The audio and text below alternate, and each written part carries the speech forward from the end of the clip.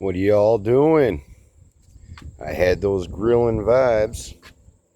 Thought I'd grill up some stuff. Let's see what Z's grilling. Oh yeah.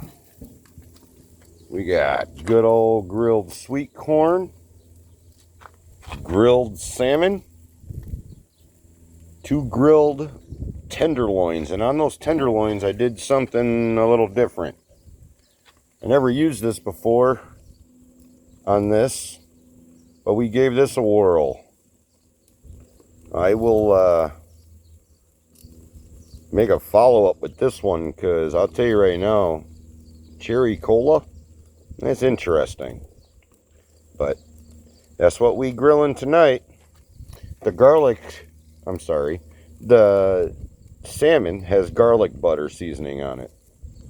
And then before I threw the corn on the grill, I went ahead and I sprinkled a little sugar on it to kind of caramelize the outside. And I think it's working. So I think that salmon's about done. This stuff here, let's see what we got. Oh yeah, that's done. 150, we done. Oh, it's going up 160. All right. So I'm going to go ahead and get this stuff off the grill and bring it inside. Happy grilling vibes, y'all.